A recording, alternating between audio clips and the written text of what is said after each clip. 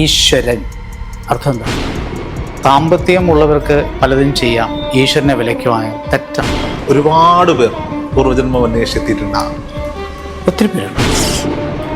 അപ്പോൾ സ്വാഭാവികമായും ആത്മാവുണ്ട് എന്ന സങ്കല്പത്തിനോട് ഇത് യോജിക്കുന്നുണ്ട്. ആത്മാവെന്ന സങ്കല്പം സത്യമാണ്. ആത്മാവ് എന്ന് പറഞ്ഞ സത്യമാണ്. അമ്മയുടെ ആ ഗർഭപാത്രത്തിൽ പ്രവേശിച്ച ആ സമയം മുതൽ അവന് വളരെ ദുരിതങ്ങൾ അനുഭവിച്ചതിന് ശേഷമാണ് അവൻ ഭൂമിയിലേക്ക് വരുന്നത്. അതുകൊണ്ടാണ് ജാതകത്തിൽ പ്രത്യേകിച്ച് പറയുന്നത്, വായുഭൂതോദയം കൊണ്ട് മാതൃകുംഭയിൽ നിന്നും ഭൂലോകജാതൻ. ഈ പത്തനംതിട്ട മേഖലയിൽ കേട്ടിട്ടുണ്ട്, പുറത്തുനിന്ന് ആരും വരാനില്ലെങ്കിൽ 2 ദിവസം കഴിഞ്ഞിട്ടേ അവർ ചെയ്യുള്ളൂ. നമുക്ക് അതെന്തോ ഒരു ക്രെഡിറ്റ് പോലെയാണ് ഇത് മൊബൈൽ മോർച്ചറിയിൽ അവിടെ കൊണ്ടുവയ്ക്കുന്നത്. പട്ടടയിൽ അല്ലെങ്കിൽ കുഴിമാടത്തിലെത്തി 2.25 നാഴിക കഴിയുമ്പോൾ തൻ്റെ തുടയലുകൾ പൊട്ടുകയോ അല്ലെങ്കിൽ ഹൃദയം ഭേദിച്ചോ അവൻ പുറത്തിറങ്ങിച്ചു.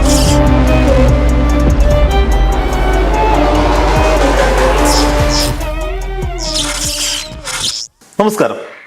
പൂർവ്വജന്മവും പുനർജന്മവും ഉണ്ടോ? ഈ ചോദ്യത്തിന്റെ ഉത്തരം പലരും പലതാണ് പറയുന്നത്. പലപ്പോഴും ഇതിന്മേൽ തർക്കങ്ങളും വിതർക്കങ്ങളും ഒക്കെ നമ്മൾ കേട്ടിട്ടുണ്ട്. അലക്സാണ്ടർ ജേക്കബ് IPS അദ്ദേഹത്തിന്റെ ഇന്റർവ്യൂ ഏറെ വിവാദമാവുകയും ഒരുപാട് അഭിപ്രായങ്ങൾ വരികയും ചെയ്ത ഒരു ഇന്റർവ്യൂ ആയിരുന്നത്. മുഖ്യധാരാ മാധ്യമങ്ങളൊക്കെ ഏറെ ചർച്ച ചെയ്ത പല സംഭവവികാസങ്ങളും അദ്ദേഹം അബാക് മീഡിയയിലൂടെ തുറന്നു പറഞ്ഞിരുന്നു. ആ ഇന്റർവ്യൂവിനെ തുടർന്ന് പല പ്രേക്ഷകരും സജസ്റ്റ് ചെയ്ത ഒരു പേരാണ് മധുസൂദന പണിക്കർ. വസിഷ്ഠ നാഡി ജ്യോതിഷം. ഇന്ന് നമ്മളോടൊപ്പം അതിഥിയായുള്ളത് മധുസൂദന പണിക്കർ ഗുരുവാണ്. ഗുരു നമസ്തേ. നമസ്കാരം. നമ്മളുള്ളത് അരൂർ ശ്രീകൃഷ്ണ വസിഷ്ഠ മഹാദേവ ക്ഷേത്രത്തിലാണ്. കുറേ നാളുകളായി വാട്സപ്പിൽ അല്ലെങ്കിൽ കമന്റ് ബോക്സിലൊക്കെ അബാക് മീഡിയയുടെ പ്രേക്ഷകർ ചിലരെങ്കിലും പറയുന്ന പേരാണ് അങ്ങയുടെ ഒരു ഇന്റർവ്യൂ അബാക് മീഡിയയിൽ ഉണ്ടാകണമെന്ന്. ഇന്നതിന് സമയം ലഭിച്ചു. അപ്പോൾ ആദ്യം തന്നെ എനിക്ക് ചോദിക്കാനുള്ളത്, വസിഷ്ഠ നാഡി ജ്യോതിഷം എന്താണ്? വസിഷ്ഠ നാഡി ജ്യോതിഷം. വസിഷ്ഠ നാഡി ജ്യോതിഷം എന്ന് പറഞ്ഞാൽ വസിഷ്ഠ മഹർഷിയാൽ എഴുതപ്പെട്ട ഒരു ഗ്രന്ഥത്തെയാണ് വസിഷ്ഠ നാഡി എന്ന് പറയുന്നത്. ഒരു മനുഷ്യൻ്റെയും ജന്മരഹസ്യങ്ങൾ അടക്കിയിട്ടുള്ള ആ ഗ്രന്ഥവിസ്താരത്തിൽ വസിഷ്ഠ മഹർഷി താൻ വരുന്ന വ്യക്തിയോട് കഥകൾ പറഞ്ഞു കൊടുക്കുന്നതായിട്ടാണ് അതിനകത്ത് സംവാദം ചെയ്തിരിക്കുന്നത്. അപ്പോൾ വരുന്നത് നാരദനും പറയുന്ന ആൾ വസിഷ്ഠനുമായ സങ്കല്പത്തിലാണ് അത് എഴുതപ്പെട്ടിരിക്കുന്നത്. ഇത് തന്നെയാണ് ഭൃഗുവിലും പറഞ്ഞിരിക്കുന്നത്. ഭൃഗു ആ ഗ്രന്ഥത്തിൻ്റെ കർത്താവും വരുന്ന ആൾ സപ്തർഷികളുമായിരിക്കും. ഈ ഒരു വ്യക്തി വരുമ്പോൾ ആ വ്യക്തിയെക്കുറിച്ചുള്ള പോയ ജന്മത്തെയും ഈ ജന്മത്തെയും വരാനിരിക്കുന്ന കർമ്മത്തെക്കുറിച്ചൊക്കെ സവിസ്തരമായിട്ട് അതിനകത്ത് പ്രതിപാദിക്കുന്നുണ്ട്. ഇപ്പം നമ്മൾ സാധാരണ ഒരു ജ്യോതിഷത്തിൽ പോയി കണ്ടു കഴിഞ്ഞാൽ അവിടെ ബാധയാണ്, അവിടെ ഭൂതമുണ്ട്, ഗുളിക ദോഷമുണ്ട്, ഇതൊന്നും അതിനകത്ത് വരില്ല. നമ്മൾ എന്താണെന്നുള്ള ഒരു കൃത്യമായൊരു ഉത്തരം മഹർഷി പറഞ്ഞു തരുന്നുള്ളതാണ്. അത് എഴുതിപ്പെട്ടിരിക്കുന്ന ആ ഗ്രന്ഥത്തിൽ മഹർഷി ഉണ്ടെന്നുള്ളതാണ് നമ്മുടെ സങ്കല്പം. അപ്പോൾ പൂർവ്വജന്മമുണ്ട്. പൂർവ്വജന്മം ഇല്ലെന്ന്. കാരണം ഒരു ജന്മമുള്ളത് കൊണ്ടാണ്. നമ്മളുണ്ടോ, ഇപ്പോൾ നമ്മൾ ജീവിച്ചിരിപ്പുണ്ടോ, നമ്മൾ എങ്ങനെയാണ്, നമ്മളെ കണ്ടിട്ടുണ്ടോ, ഇതൊന്നും നമുക്കറിയില്ല. നമ്മൾ കാണുന്നത് എന്താ? ഈ ശരീരത്തെയാണ്. ഈ ശരീരത്തിൻ്റെ ഉള്ളിരിക്കുന്ന ചൈതന്യത്തെ നമുക്കൊരിക്കലും കാണാൻ പറ്റിയിട്ടില്ല. അപ്പം നമ്മളുണ്ടെങ്കിൽ കഴിഞ്ഞുപോയ ജന്മവുമുണ്ട്. നമ്മൾ മരിച്ചു കഴിഞ്ഞാൽ ആ ജന്മത്തിൽ എവിടെയായിരുന്നു, എന്തായിരുന്നു നമുക്കറിയില്ല. നമ്മൾ പുതിയൊരു വാഹനത്തിൽ കയറി സഞ്ചരിക്കുന്ന പോലെ തന്നെയാണ് നമ്മുടെ ജീവിതവും. അപ്പോൾ പോയ ജന്മത്തെക്കുറിച്ചുള്ള ഒരു അന്വേഷണത്തിൽ ഇതുപോലുള്ള ഗ്രന്ഥങ്ങൾ എഴുതപ്പെട്ടിരിക്കുന്നത് നമ്മൾ ജീവിച്ചിരുന്നു, അത് ഇന്ന സ്ഥലത്താണ്, ഇന്നയാളുടെ ഗർഭപാത്രത്തിലായിരുന്നു നമ്മൾ പിറന്നതെന്നൊക്കെ വളരെ വ്യക്തമായിട്ട് നമുക്ക് മനസ്സിലാക്കാൻ പറ്റും.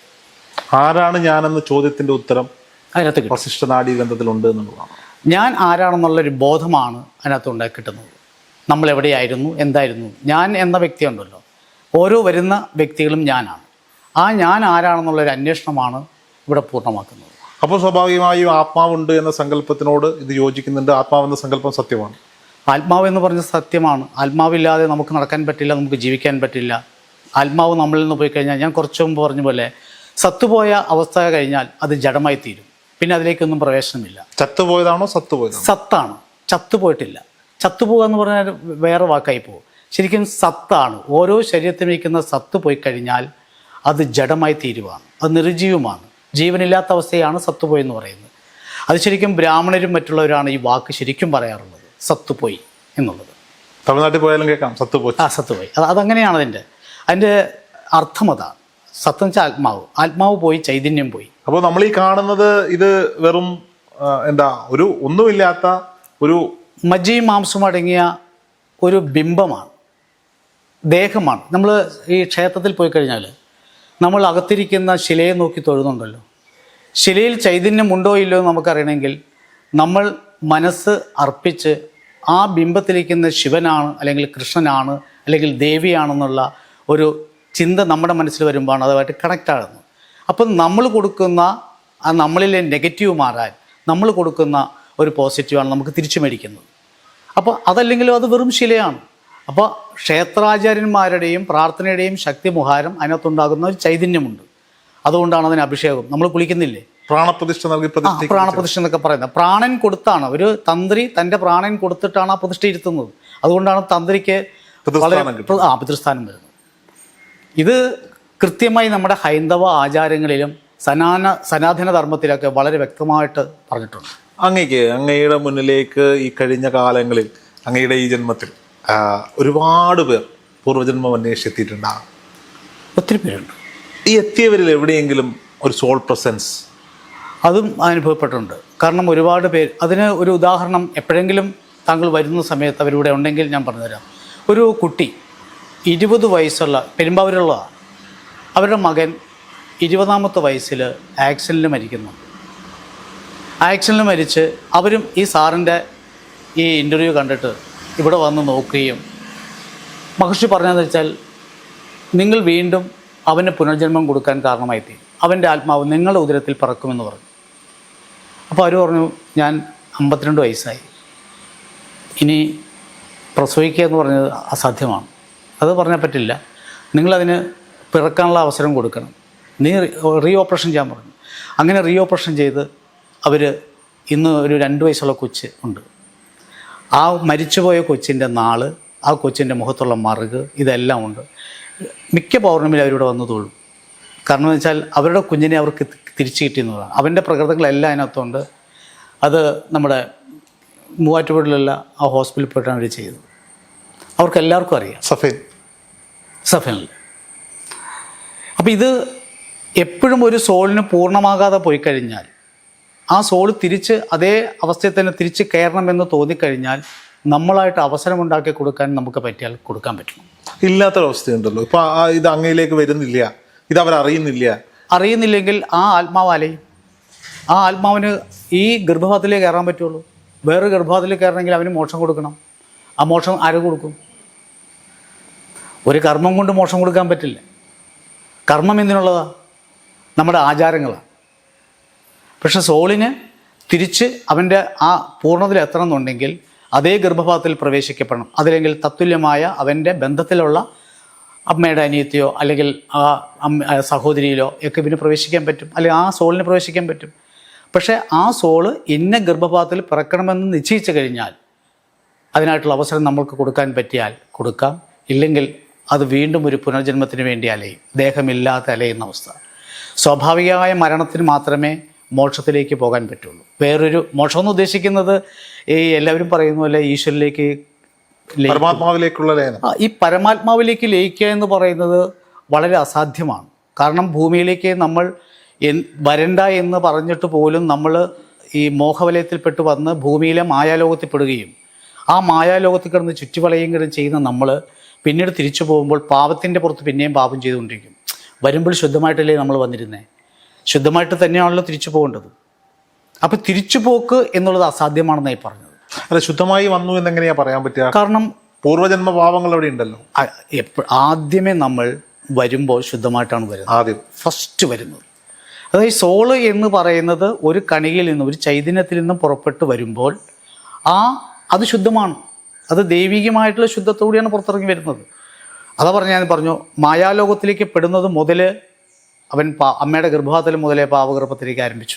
കാരാഗൃഹവാസം അവിടെ തൊട്ട് തുടങ്ങി ഇല്ലേ. അമ്മയുടെ ആ ഗർഭപാത്രത്തിൽ പ്രവേശിച്ച ആ സമയം മുതൽ അവന് വളരെ ദുരിതങ്ങൾ അനുഭവിച്ചതിന് ശേഷമാണ് അവൻ ഭൂമിയിലേക്ക് വരുന്നത്. അതുകൊണ്ടാണ് ജാതകത്തിൽ പ്രത്യേകിച്ച് പറയുന്നത്, വായുഭൂതോദയം കൊണ്ട് മാതൃകുംഭയിൽ നിന്നും ഭൂലോകജാതൻ. വായുവാണ് ഇവനെ പുറന്തള്ളിക്കുന്നത്, പ്രേരിപ്പിക്കുകയാണ്. പ്രേരിപ്പിക്കുന്നത് എന്താണ്? വായുഭൂതോദയം, മാതൃകുംഭയിൽ നിന്നും ഭൂലോകജാതൻ. ഭൂമിയിലേക്ക് എപ്പോൾ ജാതകനാകുന്നുവോ അപ്പോൾ തുടങ്ങുന്നു അവൻ്റെ പാപകർമ്മത്തിൻ്റെ ഫലം അനുഭവിക്കപ്പെടാൻ. അപ്പോൾ അവൻ വീണ്ടും പാപം ചെയ്യുകയാണ്. ഭൂമിയിലേക്ക് വന്നു, നല്ലത് ചെയ്യാൻ പോകില്ല. അങ്ങനെ സൽക്കർമ്മങ്ങൾ എത്ര സൽക്കർമ്മം ചെയ്യുന്ന ഞാനും താങ്കളും ഒക്കെ പറഞ്ഞു ഞാൻ ഇതുവരെയായിട്ടും ജീവിതത്തിൽ ഒരു പാപവും ചെയ്തിട്ടില്ല എന്ന് പറയും. പക്ഷെ പാപം പലതരത്തിലാണ്. ഒരു പാപവും ചെയ്യാതെ ഒരു മനുഷ്യനും ഒരു ജീവികളും ഈ ഭൂമിയിൽ വാഴുന്നില്ല. ഒരു മനുഷ്യജന്മം എന്ന് പറയുന്നതിന് അനേകം ജന്മങ്ങൾ എടുത്തതിന് ശേഷം കിട്ടുന്നതാണ് ഒരു മനുഷ്യജന്മം. മനുഷ്യജന്മം എന്തിനുള്ളതാണ്? മോക്ഷപ്രാപ്തിയിലേക്ക് ഉള്ള സഞ്ചാരമാണ്. അപ്പോൾ മോക്ഷപ്രാപ്തി എങ്ങനെ ലഭിക്കുമെന്നുള്ള ഒരു അന്വേഷണത്തിലാണ് ഗ്രന്ഥപുരാണങ്ങളും വ്യാഖ്യാനങ്ങളും ഈ പുരോഹിതന്മാരുടെ കർമ്മങ്ങളും എല്ലാം പഠിച്ച് മെഡിറ്റേഷൻ, യോഗ ഇതുപോലത്തെ കാര്യങ്ങൾ ചെയ്തുകൊണ്ടിരിക്കുന്നത്. പലതരത്തിലുള്ള രീതികൾ അതിന് മാറ്റാൻ പറ്റും. പക്ഷേ ഈ രീതികളെല്ലാം നമ്മൾ ഒരു ഗുരുവിൻ്റെ യഥാർത്ഥത്തിൽ നമ്മൾ ആ ഗുരുവിനെ തേടിയുള്ള ഒരു അലച്ചിലാണ്. ഇപ്പോൾ ഒരു പുതിയ പരിപാടിയുണ്ട്, ദീക്ഷ കൊടുക്കൽ, മന്ത്രദീക്ഷ കൊടുക്കുക ഓൺലൈൻ. എനിക്ക് മനസ്സിലാകുന്നില്ല. ഈ ഓൺലൈനിലൂടെ മന്ത്രദീക്ഷ കിട്ടുക എന്ന് പറഞ്ഞാൽ അവൻ ഏറ്റവും വിഡ്ഢിത്തരമാണ് കാണിക്കുന്നത്. കാരണം ഒരു ഗുരുവിന് തോന്നി ആ ശിഷ്യന് കൊടുക്കുന്ന പൂർണ്ണ ഉപദേശമാണ് ദീക്ഷ. ഇപ്പോൾ ഗുരുവിന് ഒരു 10,000 രൂപ കൊടുത്താൽ മതി, ഗുരുവിന് തോന്നും. ദക്ഷിണ കൊടുക്കേണ്ട കാര്യമില്ല. ഗുരുവിന് തോന്നിയിട്ട് കിട്ടുന്ന ദീക്ഷയാണ്. അല്ല, ഈ ഗുരുവിനെ തോന്നിക്കാൻ വേണ്ടിയിട്ടാണ് അവർ ഫീസ് വാങ്ങി വെച്ചിരിക്കുന്നത്. ഫീസ് കൊടുത്ത് ഒരു ദീക്ഷയും വാങ്ങിക്കരുതെന്നുള്ള അഭിപ്രായമാണ്. ശിഷ്യൻ കൊടുക്കുന്ന ദക്ഷിണയാണ് അദ്ദേഹത്തിന് സ്വീകരിക്കാനുള്ളത്. അത് 1 രൂപയാകാം. ഒരു വസ്ത്രവും ദക്ഷിണയുമാണ് പറഞ്ഞിരിക്കുന്നത്. അത് ആ ഇവനെ ഒരു 12 മാസം ഇവന് നടത്തിക്കും. ഇവന് ഗായത്രി കൊടുക്കും. ഗായത്രി ശുദ്ധമായി ജപിച്ച് ഇന്ന് ഗായത്രി ചൊല്ലുന്നവർ പോലും അതിൻ്റെ ഋഷി ആരാണ്, ഛന്ദസ് ആരാണോ, അതിൻ്റെ ദേവത ആരാണെന്ന് അറിയില്ല, ധ്യാനം അറിയില്ല. ഇത്രയും ചൊല്ലാതെ ഓം ഭൂർഭൂസക എന്നുള്ള ആ ഗായത്രി മന്ത്രം മാത്രം ചൊല്ലിപ്പോകുന്ന ആൾക്കാരാണ് ഇപ്പോൾ ഉള്ളത്. പക്ഷെ അതല്ല, 10 ലക്ഷം ഗായത്രി ചൊല്ലി ഉരുവിട്ട് ചൊല്ലി പ്രാപ്തനാകുന്ന ഒരു വ്യക്തിക്ക് ദീക്ഷ കൊടുക്കാം. 10 ലക്ഷം ആര് ചെയ്യും?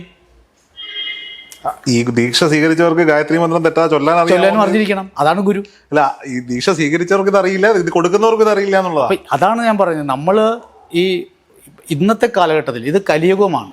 കലിയുഗത്തിൽ ഒരുപാട് മായകൾ നടക്കുന്ന സമയം കൂടി. അതുകൊണ്ടാണ് കലിയുഗത്തിൽ നാമജപങ്ങൾക്ക് പ്രാധാന്യം വന്നിരിക്കുന്നത്. അപ്പോൾ ഈ കലിയുഗത്തിൽ വരുന്ന ദുരിതങ്ങൾ, ദീക്ഷ, സ്വയം ദേവതയായി അംഗീകരിക്കുക, ശരീരത്തിലേക്ക് പ്രവേശിക്കുന്ന, ഒരിക്കലും ഒരു ദേവതയും ഒരാളുടെയും ശരീരത്തിലേക്ക് പ്രവേശിക്കില്ല. അപ്പം നമ്മുടെ സോൾ അവിടെ പോയി അത്രയും സമയത്തേക്ക് ലീവ് എടുക്കും, നടക്കുന്ന കാര്യമൊന്നുമല്ല. അപ്പം അതാണ് പറഞ്ഞ, നമുക്ക് ദശപ്രാണനിൽ 10 പ്രാണനിൽ നമ്മുടെ ശരീരത്തുണ്ട്. 9 പ്രാണനും പോയി കഴിഞ്ഞ് ഏറ്റവും അവസാനം പോകുന്ന ആ ധനഞ്ജയൻ എന്ന പ്രാണൻ പട്ടടയിൽ അല്ലെങ്കിൽ കുഴിമാടത്തിലെത്തി 2.25 നാഴിക കഴിയുമ്പോൾ തൻ്റെ തുടയലുകൾ പൊട്ടുകയോ അല്ലെങ്കിൽ ഹൃദയം ഭേദിച്ചോ അവൻ പുറത്തിറങ്ങുകയും ചെയ്യും. അതോടുകൂടി മരണം നിശ്ചയിക്കാം. മരിച്ചു എന്ന് പറയുന്നത് 9 പ്രാണനും പോയി കഴിയുമ്പോഴാണ്. മരണ നിർണയം നിശ്ചയിക്കുന്നത് 10 പ്രാണനും പുറത്തു പോകുമ്പോഴാണ്. ആ 10 പ്രാണനും പുറത്തു പോയി കഴിഞ്ഞാൽ നമ്മുടെ സങ്കടം തീർന്നു. അപ്പോൾ മരിച്ചു കഴിഞ്ഞാൽ 2 മണിക്കൂർ നേരത്തേക്ക് ദഹനം നടത്തിയിരിക്കണമെന്നാണ് പറയുന്നത്. നടത്തിയിരിക്കണം 2 മണിക്കൂർ നേരത്തേക്ക് ആ ബോഡി അവിടെ വയ്ക്കാൻ പറ്റുള്ളൂ. പക്ഷെ ഇപ്പോഴോ 5 ദിവസം 10 ദിവസം. മകൻ ദുബായിൽ നിന്ന് വരികയോ അമേരിക്കയിൽ നിന്ന് വരുന്ന ദിവസം വരെയും ആ ബോഡിയെ നമ്മൾ, അതാണ് അതിനോടുള്ള ആദരവ്, നമ്മൾ കളയുകയാണ് ചെയ്യുന്നത്.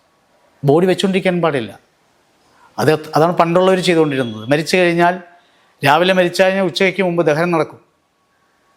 ഇന്ന് കാലങ്ങൾ സൂക്ഷിക്കാനുള്ള സംവിധാനം ഉണ്ടാക്കി ഒരുപാട്.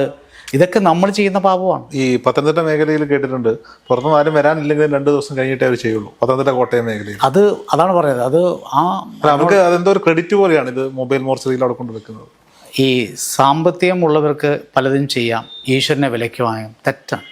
ഈശ്വരനെ വിലയ്ക്ക്, ഈശ്വരൻ അർത്ഥം എന്താ? ഈ ശരീരത്ത് വസിക്കുന്നവൻ ആരോ അവൻ ഈശ്വരൻ. അതാണ് നമ്മൾ തമ്മിൽ പരസ്പരം തൊഴുന്നത്. പരസ്പരം ഈശ്വര ചൈതന്യത്തെ തിരിച്ചറിയുമ്പോഴാണ് തത്വമസി, ഞാൻ തന്നെയാണ് നീയും നീ തന്നെയാണെന്നുള്ള ബോധം നമ്മൾ തമ്മിൽ പരസ്പരം കാണുമ്പോഴാണ് നമ്മൾ തൊഴുതു വരുന്നത്. ഇത് മനസ്സിലാക്കാതെ മനുഷ്യൻ്റെ ജീവിതത്തിലെ പ്രയാസങ്ങളും ദുഃഖങ്ങളും ആഗ്രഹം, ഈ മോഹമാണ് ഏറ്റവും വലിയ പ്രശ്നം. മോഹമില്ലാത്തതിനൊന്നുമില്ല. അങ്ങനെയുള്ളവരാരാ ഉള്ളത്? സന്യാസിമാരെന്ന് പറയുന്നുണ്ട്. അവർക്ക് മോഹങ്ങളുണ്ട്.